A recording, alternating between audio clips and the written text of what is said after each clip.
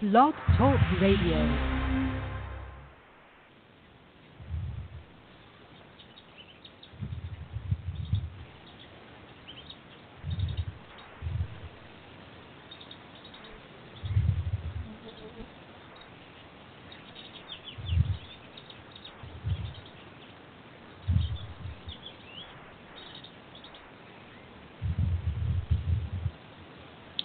Hello, everyone. I'd like to welcome all of you back to Ohio Exopolitics. I'm your host, Mark Snyder, and we are back taking a look at the Billy Meier case. I hope you enjoyed Michael Cremo on the last program. Very interesting discussion there about ancient history. And we're going to jump forward to current times and take a look at a book that Billy's written called The Way to Live. This title, The Way to Live, is Die Art zu leben in the German language. It's a book that was written between November 8th, 1995 to January 8th, 97. It was translated by Vivienne, Legg, and Dysson, Devine into English.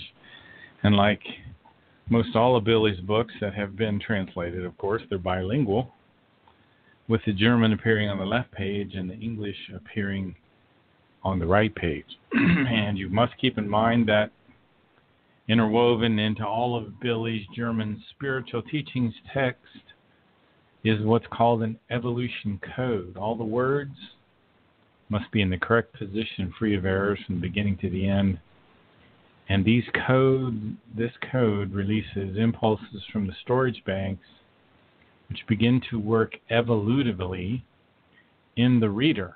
Even if you do not master the German language, just reading it will cause these impulses to slowly penetrate into your consciousness. I mentioned the storage banks there, and we have storage banks of information around our planet, around our solar system, and around our galaxy. And these are archives of information, much like a library is an archive, although these storage banks are not physical. They are energetic, they're fine matter, and they send out signals or impulses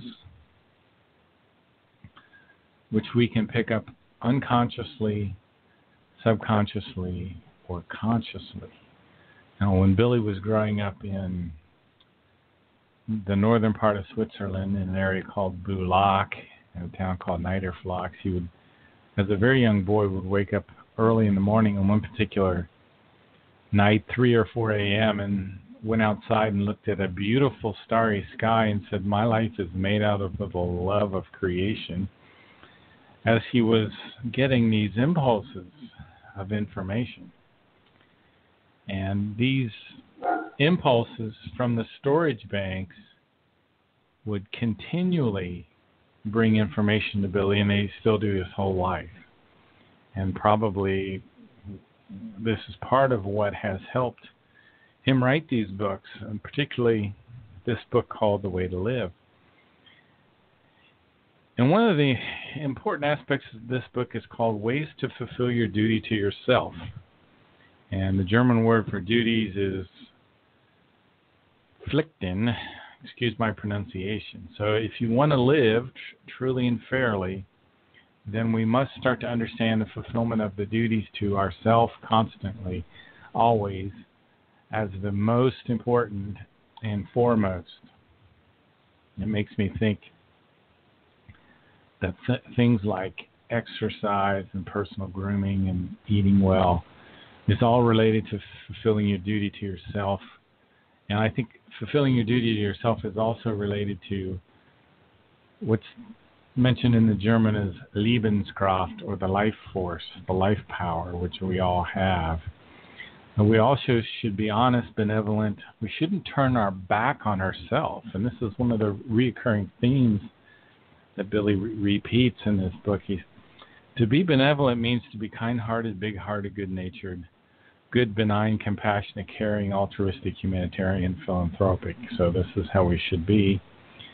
But he emphasizes no self-chastisement, no self-abuse, no feelings of inferiority, no bitterness, And I think we do that a lot. We self-chastise ourselves. We abuse ourselves emotionally, and we don't even realize it. We have these feelings of inferiority. We should be gentle to ourselves without flattering ourselves. Care for the health of your body and your psyche. Challenge your body and your mind. Another thing he says is don't devote yourself to your passions, your lusts, your vices, your addictions. Use your rational logic. And if you don't use your rational logic, you will have no enjoyment in the fulfillment of your responsibility. Therefore, you must not oppress yourself through self-chastisement or self-abuse, or through self-disregard, which is, I'm guilty of that sometimes. I'm guilty of all of this sometimes, or bitterness, or through feelings of inferiority and so forth. Also, just as a depravity of one's own eye through flattery of any kind must never arise, also self-neglect must never arise. Ooh, that one stings a little bit. Through the real overcoming of all that which is negative, slowly the whole life is mastered. It says on page 36. And also on page 36 says, the entire attentiveness is steered away from the burdens and is attached to something neutral. And it also says here, others will respect you only when you are able to give yourself sufficient respect. So let's turn to page 36 here. Let me get in the right book. In The Way to Live, page 36. This is one of those pages, I bet, where I've highlighted almost every line. Well, a lot of them. And we'll just read through a little bit of this. It says, through the real overcoming of all that which is negative, slowly but surely the whole life is mastered. After which all that which is negative is then steered into forgetfulness, so far that the evils, worries, anxieties, adversities, indispositions, discomforts, and pains, which have been, no longer have a disturbing and burdening effect. This is very quickly achieved, especially when the entire attentiveness is steered away from the burdens and is attached to something neutral. So we're talking here about maintaining that neutral, positive perspective. If you want yourself to be healthy and you want to take joy in yourself, exactly as you can take joy in your fellow human beings and in your environment when you live in accordance with them, then you can only do this if you live in fulfillment of your duty to yourself and the fulfillment of your own duty. For that, however, it is absolutely necessary that you respect yourself so that others can also respect you. And in fact, others respect you only when you're able to give yourself sufficient respect. But this self-respect demands of you that you are always correct, decent, and honest in regard to yourself and your whole environment, and that you do not carry out disgraceful intrigues or other kinds of intrigues, which are not only able to malignantly harm your whole environment and bring you into discredit, rather, first and foremost, they're able to maliciously harm you and bring you into discredit. Always do things honestly, sincerely, and openly, so that hidden machinations never burden you, and so that they do not cast you in a dim light. Therefore, never do hidden things about which you would have to feel ashamed before yourself or in the eyes of a stranger, should such a one see your reprehensible deeds, or in some other way become aware of them. Also, never carry out deeds or speak only in order to please other human beings, or only to obtain their favor thereby. Always speak the truth freely and openly and unvarnished, even if many are not able to hear it and object to it. Yet truthfully, only those who have many things to hide and who are hypocritical in relation to themselves and the environment object to open and honest words of the truth. Falseness is a habit of such human beings, just as is the toadying and wanting to be better than others. The religious and sectarian confusion and fanaticism, as well as shirking in the face of the truth, and much more. Therefore, always act, think, feel, and speak in a good form, and decently, sincerely and truthfully, because otherwise you forfeit your self-esteem. But as decent, good, sincere, honest, and as neutral, positive, neutral, good, and truthfully as you are in yourself, also be that outwardly in every regard, when it is appropriate. Use and openly announce the sublimity of your I and the fulfillment of your duty to yourself. So we all have this inner I, our innermost creational personality. And that's the real you. That's the part that's influenced by your spirit form.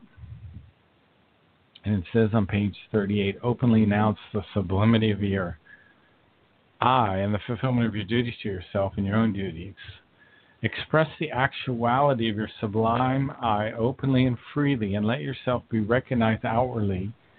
So what they're talking about here is we have what's called a false ego, which is basically your material consciousness. We have a spiritual consciousness and material consciousness, all human beings.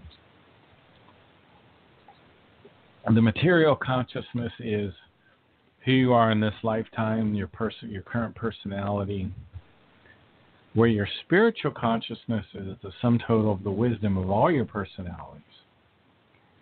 And your spiritual consciousness will send impulses to your material consciousness. What did Semyase told Billy?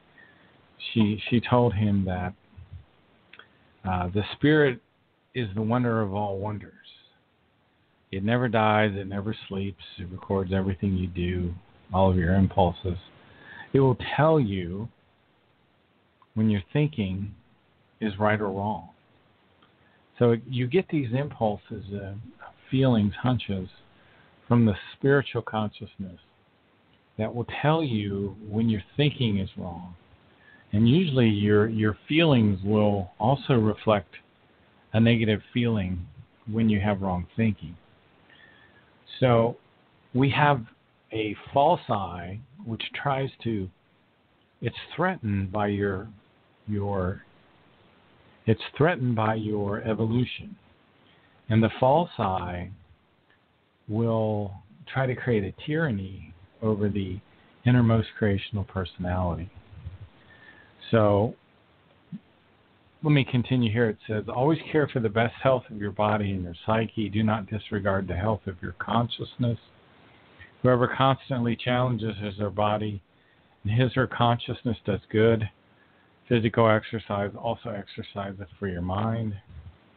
But whoever devotes himself to his passions finally runs to the smoldering desert, dying of thirst. So don't devote yourself to your passions. It won't turn out well for you. You could probably write a whole book about that whole principle to clarify it. Not me personally necessarily. I have much to learn in all of these areas. Always consider that you may always be just as wise and skillful as many others. Fulfill your duty to yourself. Never lose confidence in yourself. Always speak the truth openly and unvarnished, even when others can't hear it or they object to it. Always think, feel, and speak decently. Do not forfeit your self-esteem. Here's another thing. It's very easy to not do. Never allow yourself to appear ragged in your clothing and self-care. Wow. I have to hold up the red flag on that one again. You know, there's funny. I have a lot to learn in many of these areas, and it's interesting to studying this material allows you to be more objective with yourself, and you can step back and you can look into the past and even in the recent past and say, wow, boy, did I drop the ball with that one. What was going on there? Let me continue. Never lose confidence in yourself. Always consider that you may always be just as wise and skillful as many others. Never be a bad temper. Don't despair. You can reach the same high intellectual position and moral greatness of others. And no two people are at the same point in all of the different areas of evolution. There's a whole bunch of different areas that we have evolution with. If you want to live in fulfillment to your duty of yourself, never let yourself be controlled by any desires.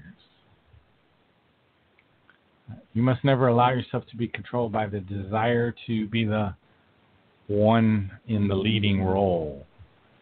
Try not to be the star of the show. If you want to live in the fulfillment of your duty to yourself, do not let yourself be controlled by any desires. Boredom is the death of all initiative. You know, boredom is also an unvalue. Remember we were studying the Mitre thoughts about unvalues. Unvalues are things that we hold on to in our ideas, which are our ideas are incomplete, unripe, undeveloped thoughts. And we have these unvalues in them,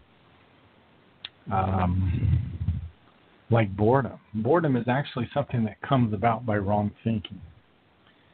So boredom is also kind of placed in the role of the sociopath or the psychopath. If you find yourself becoming bored, that's a red flag, is what I'm trying to say. Boredom is the death of initiative. And if you fall prey to boredom, you can also fall prey to addictions and vices and going astray. Try to be a good, pleasant companion to yourself and to others. And don't fall into idleness.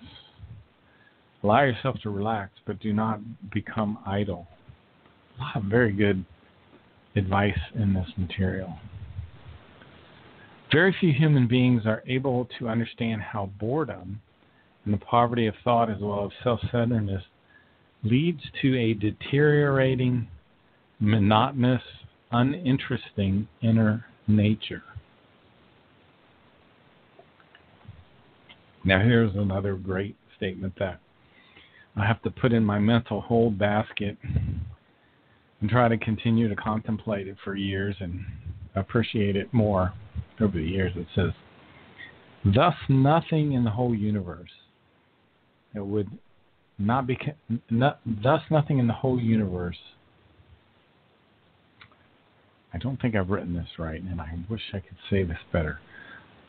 Thus nothing in the whole universe that would not be connected with fulfilling your duty to yourself. So everything, I guess, in the whole universe is somehow connected with fulfilling your duty to yourself. I wish I had written down what page that was on. I'll have to figure that out later. So much to do, right? Striving, materialism, and religion. I'm going to jump forward to page 122 in our amazing book, Die zu leben. Haven't been here for a little while. And let me read a little bit. It says here at the beginning, an unstoppable striving. Well, let me start this on the previous page.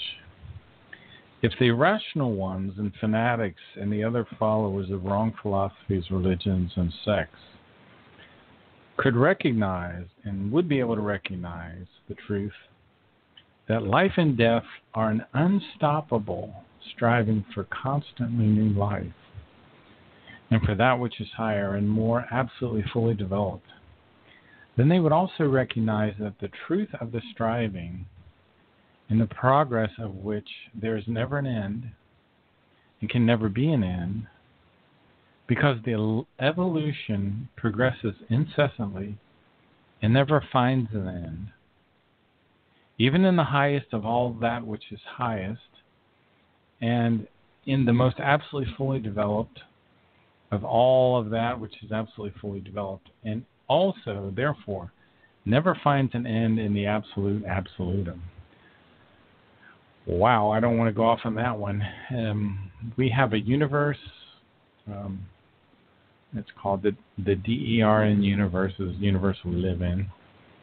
There's a sister universe to ours, an adjacent universe called the Tao universe. One of Billy's contacts is from that other universe. Well, there's a larger area that all of these universes are in. It's called the absolute absolutum. And I'll leave it there for now because we could burn up the rest of the show trying to understand that whole thing. Therefore, nothing can succumb to a final death, because everything and anything of all existence and of every creation and the entire existence of the unending being is integrated into the reality of eternal existence. Now, the prefix is another German concept. Talks about when something is eternal, it's the most ancient.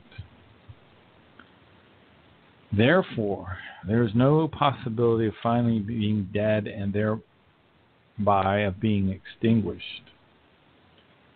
So there's, even after you die, the spirit form goes into the realm of the beyond, into the fine matter world, and spends a lifetime and a half, if it's allowed to.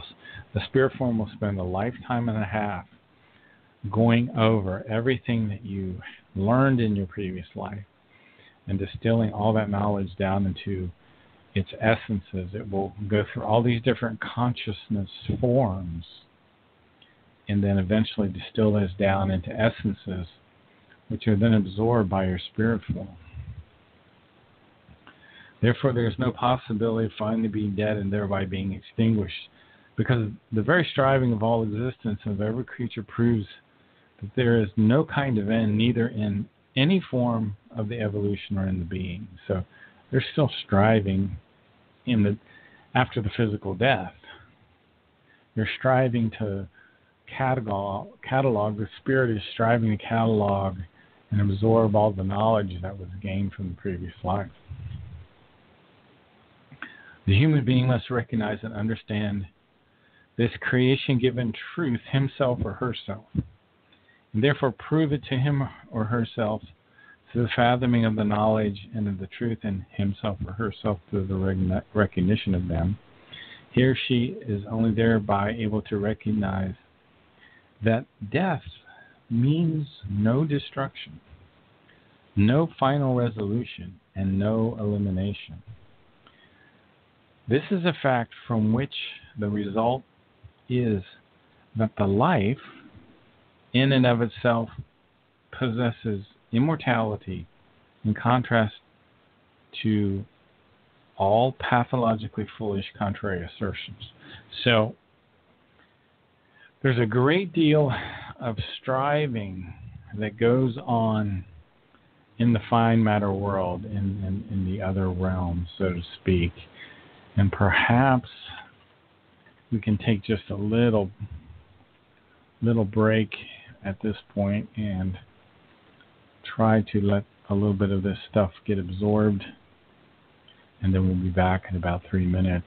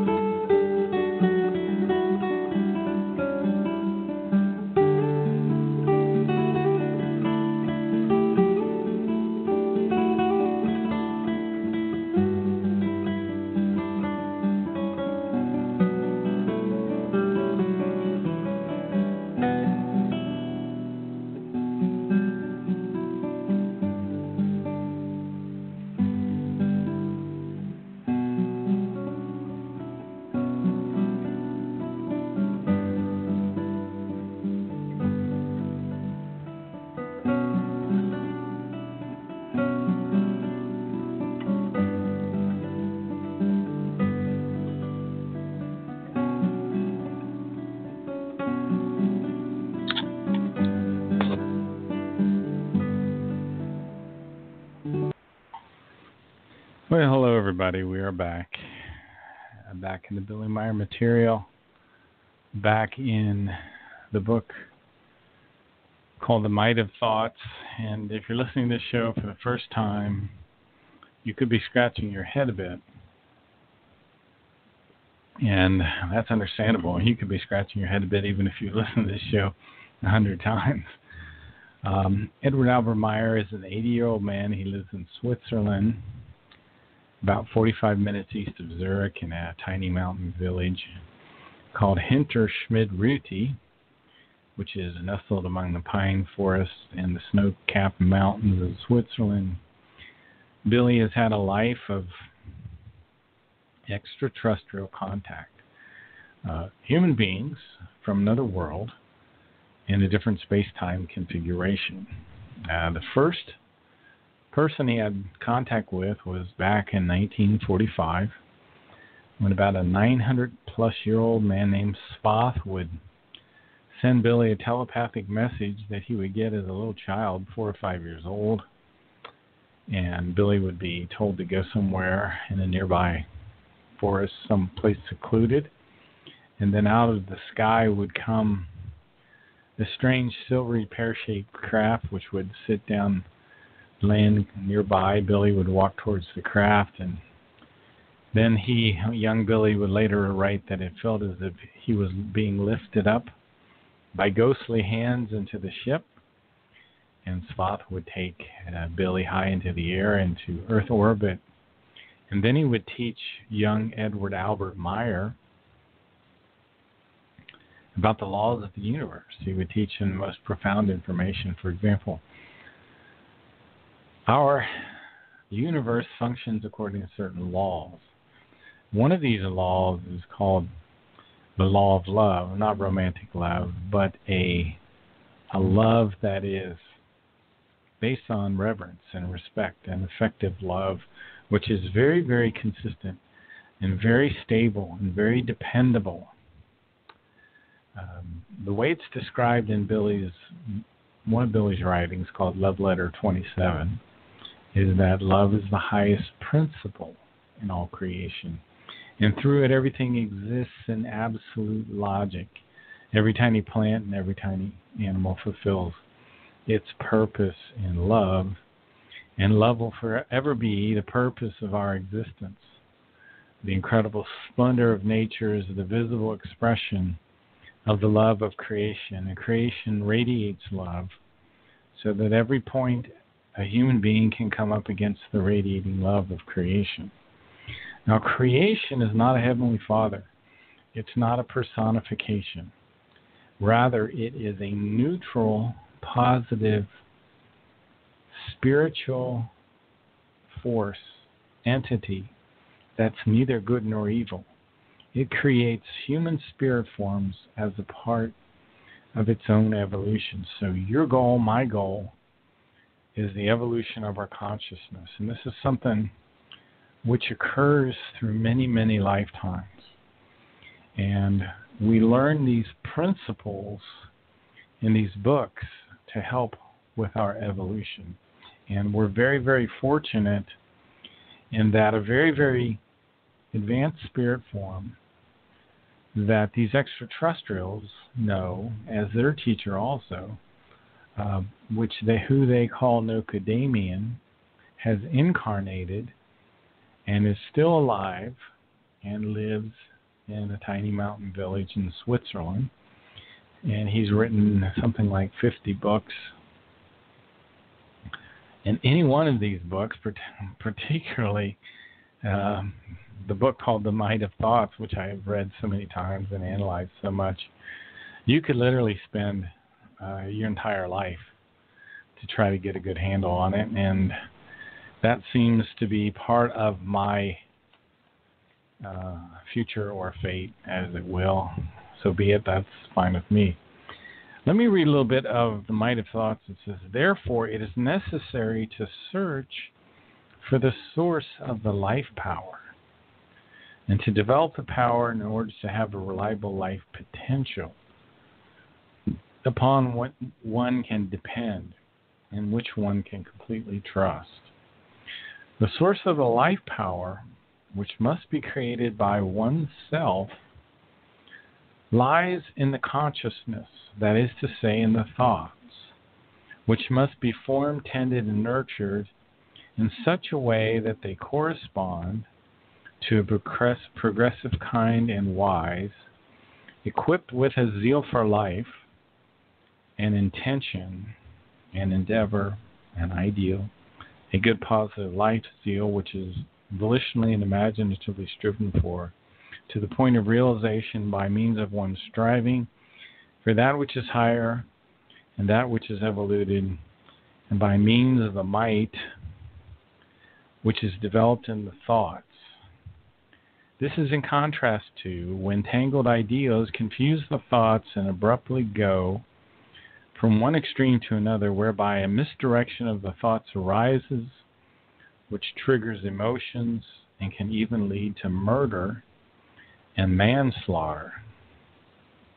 There is no room for rationality and virtue in these tangled, irrational, basically wrong, and ideational thoughts, because only irrationality and virtuelessness govern in highly emotional forms, for which a truthfully setting the zeal and imagination of the realization of this zeal are foreign.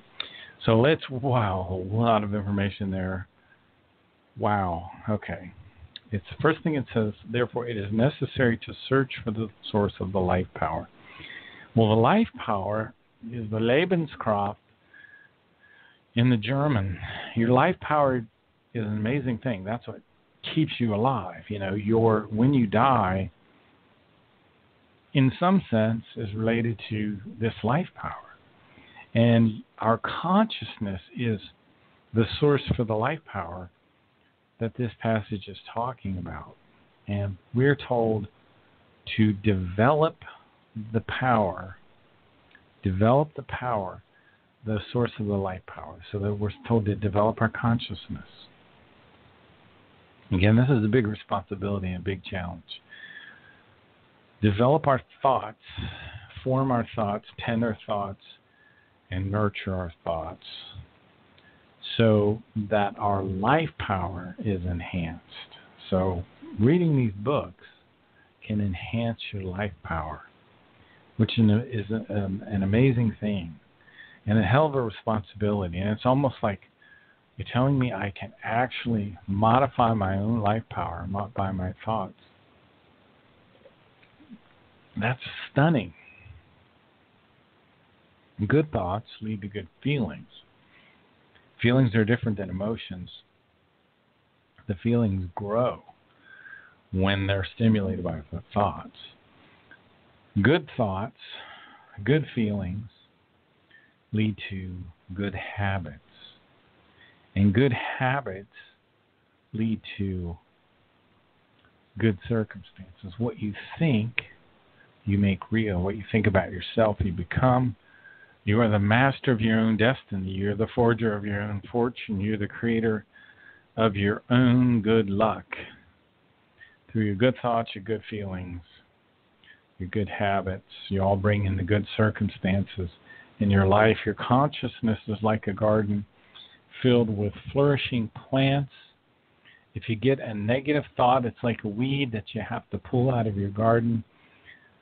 Because if you don't, you end up with tangled ideas which confuse the thoughts and abruptly go from one extreme to another, which causes the misdirection of the thoughts and triggers emotions. So when you start to think in that negative pattern, and here's the deal, sometimes we don't know it's negative until we get into it. And then we realize after we're thinking about something for 5 or 10 minutes that actually what we're doing is rotating negative thoughts in our consciousness. So we're starting to feel the negative emotions arising because we're circulating the negative thoughts. We're starting to feel that sense of unstableness. Our consciousness is starting to feel overburdened. We're starting to get tense. We might start to get angry. So this is what happens when you're thinking negative thoughts. you get what are called ideas, and an IDEAS is an incomplete, unripe thought you haven't totally thought through. So the goal is to think your concepts through, and what happens is we get an unvalue in our ideas. An unvalue is something like boredom, something like the inability to have deep feelings for people. A unvalue is inability to think logically. There's pathological angriness is an unvalue. So when we get these unvalues, we don't sometimes realize it. And our false ego is holding on to these unvalues desperately. So we have a struggle in the middle of our consciousness between your innermost creational personality and your false ego, which are struggling for the dominance in your consciousness. Now, how do you tell if this is your false ego or your innermost creational personality? Look inward and start analyzing yourself. Are you tense? Yeah. Are you starting to feel a little angry? Yeah. Are you feeling some negative feelings? Yeah. Well, then you're probably being dominated by your false self, your ego, which is actually threatened by your own evolution. So let's continue here. Therefore, so if you remain triggered and you stay in this high, you're like in this high level of discord, this energy, this negative energy is rotating in your mind and your body, and you're triggered, you're very emotional. That's another thing. When you're highly emotional, which are different than feelings, you can have great feelings looking at a beautiful landscape. Be very emotional about it. It can almost bring tears to your eyes how beautiful it is. But that's different than when the emotions run wild. So, therefore, a murderer or a despot, for example, only pursues his or her unripe ideas, from which he or she is never able to make an ideal, IDEAL. That is to say, a healthy, positive determination. That's the right thoughts, the complete thoughts, the ideal, with an L. Because he or she remains caught up in the idea, with an A, and does not come free from it. So these ideas they're sticky. They stick around. They're hard to get rid of. They're hard to advance to the next level, which is the ideal with an L. But ideas are incompletely developed factors which must first be thoroughly contemplated and worked through in order to recognize and correspondingly handle the values or the unvalues in them. So you want to get rid of the unvalues. Therefore, a normal, rational, and righteous human being who is directed towards evolutive striving considers and works on his or her ideas in order to gain them values. And that which is progressive and that which is higher. However, he or she is only able to do this because he or she has also created an evolutive value, an evolutive attitude, And that's really interesting. When you start to develop the evolutive attitude, you start to know, okay, I've got to stop this negative thought. I've identified this as a negative thought. I have to let go of this. It has unvalues in it. It's not complete. It's causing me tension. It's causing me to be triggered emotionally. This is your evolutive attitude talking to you. And you have to conform to that evolutive attitude. But the unrighteous human being has created a devolutive attitude, whereby he or she panders to the false ego, to this virtuelessness, and he panders, he or she, to the unrighteousness. Says, oh no, I'm going to hang on to this. I'm going to prove myself right. I'm going to argue with that person, whatever. But that means that in one case, just as another, corresponding thoughts are nurtured, which are directed in one way or another. And in every case, come to fruition by means of their might. It thereby depends on whether it is an unrighteous or a righteous thought or ideas. Whether ideas are simply lived out or ideas are formed into ideals with an L and brought to fruition. So this is kind of Billy's analysis of a thought process. If you hold on to these ideas with an S that are unripe, that are incomplete, you'll get tangled thoughts. Your emotions will be triggered. Your thoughts will be misdirected. You'll go from one extreme to another. You start to get angry, and you start to want to strike back. If it goes so far, you become a murderer. So with the whole process of thinking, the inner persistence is of particular significance. That is why it is absolutely necessary that it be created. So we have to build up this inner persistence. It has to become a part of our consciousness. It's an essential quality which you must create. Again, there we have to create this quality. It is a factor which is connected. It's even connected to our upbringing, to our parents, as well as to the upbringing of ourselves. However, it forms our character, morality, and personality. It plays an important role.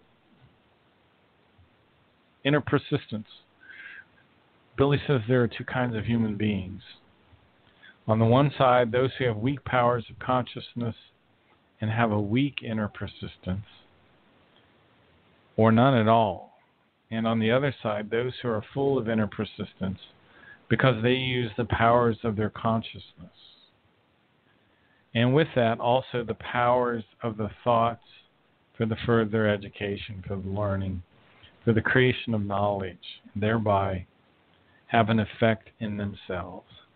Those without persistence do not cope with anything in their lives, and they always remain small and weak, without initiative and destructive in many ways, many things.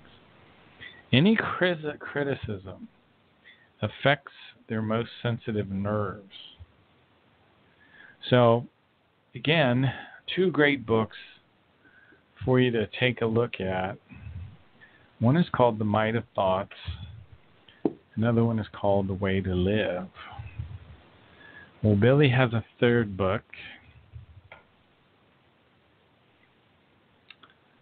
called The Psyche. And the psyche has many, many interesting concepts in it. You know, a lot of people talk about God, and the Meier material says there is no God in the way that our religions teach today.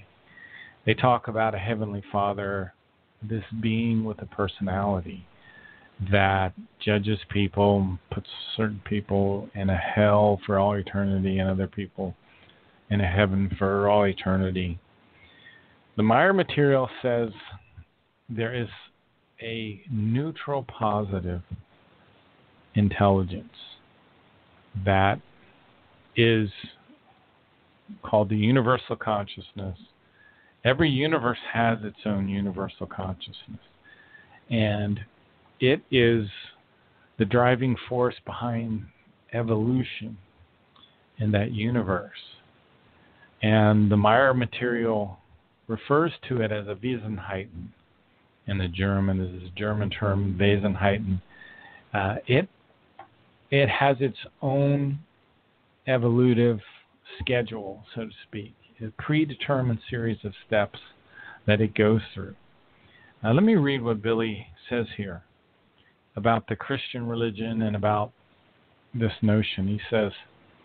He says, the human being himself or herself is God. Boy, that's different. When the human body dies, then the spirit dwelling within discards it like an old coat. But the spirit does not die with the body. It only escapes from it in order to continue to live, to continue to function. The spirit form and its thinking and activity form the so-called eternal spirit. This never dies and will always live. Differently, however, than what the Christian religion teaches, and also differently than many other religions teach. So let us just take another short little break here, and we'll just kind of relax our minds and chill out shortly and try to absorb a little of this information. This is called disillusionment.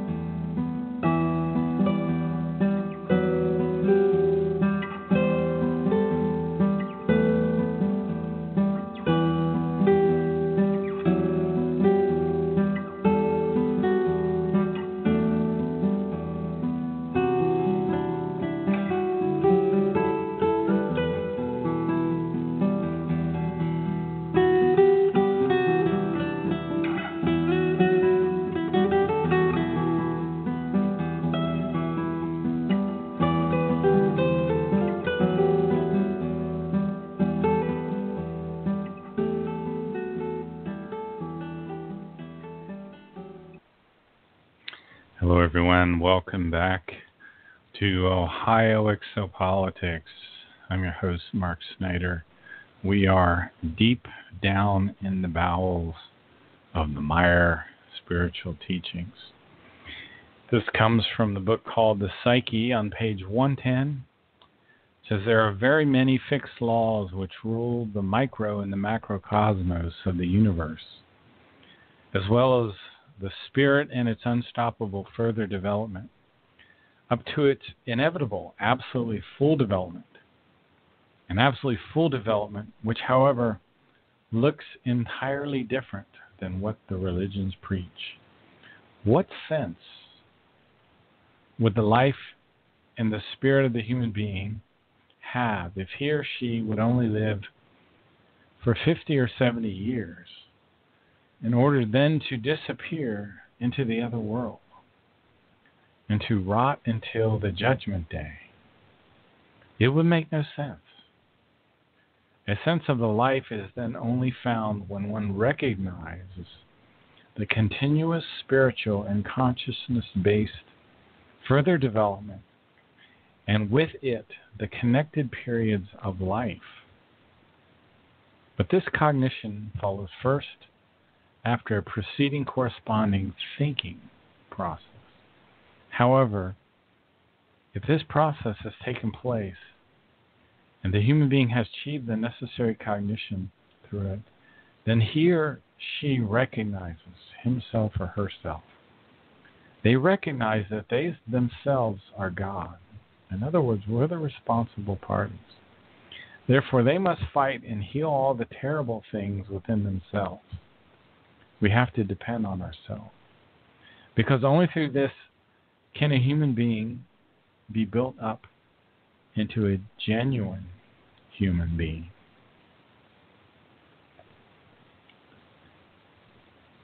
The terrible things in the human are great. The greatest are those of his or her thinking.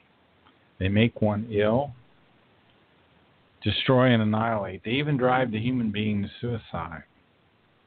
These disastrous things are all based on a psychic origin, and they only lead back to the form of the thinking and the feeling, to that form of the thinking which drives the human being to self-destruction, the negative thinking.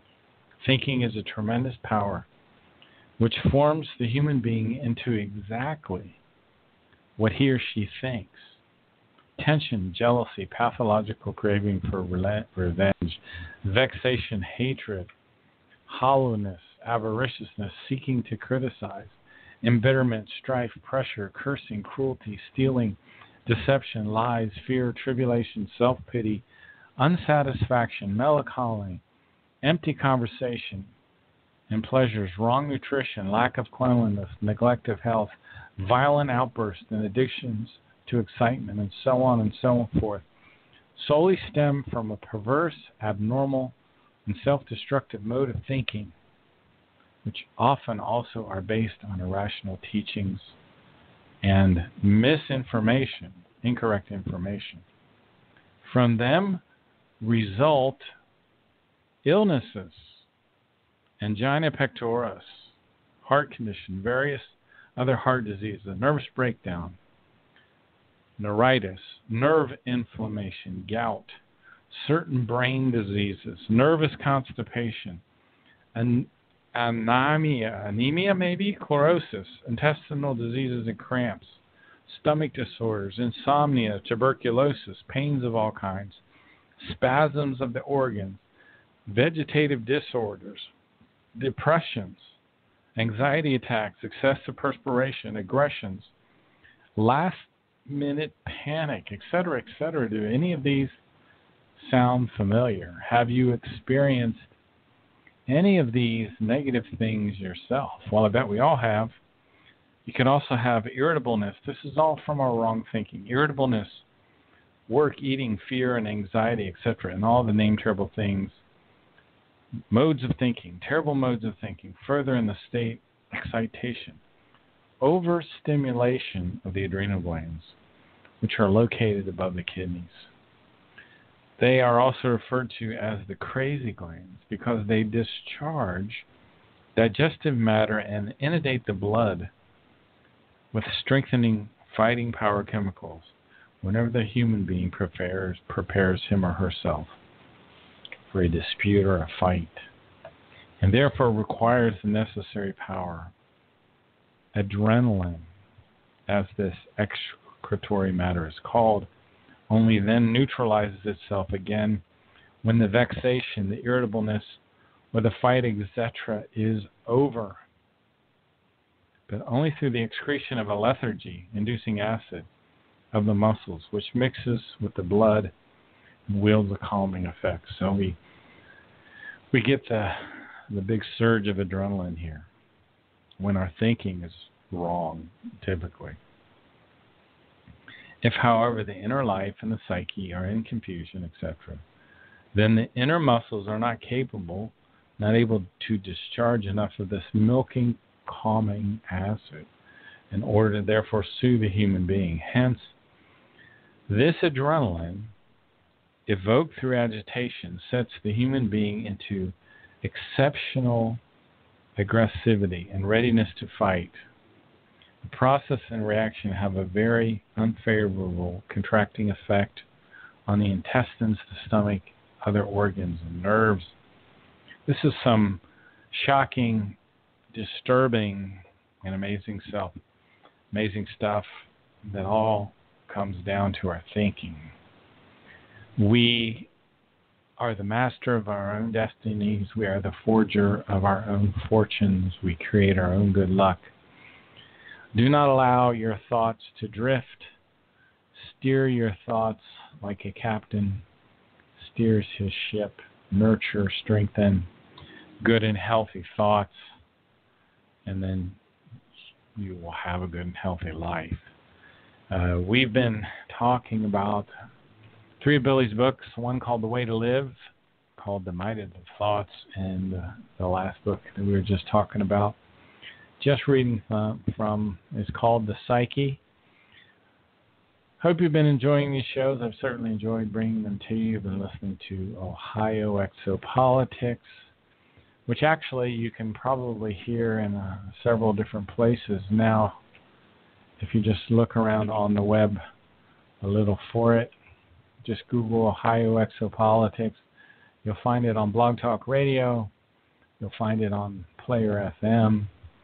You'll find it on tunein.com, and you'll find a bunch of programs put out on YouTube by a fellow named Skill Solon, who continues to stick these out on YouTube for me. Keep enjoying the shows, and maybe we'll get ourselves out of this crazy mess that our world is in. Thanks for listening, and we'll talk to you next time.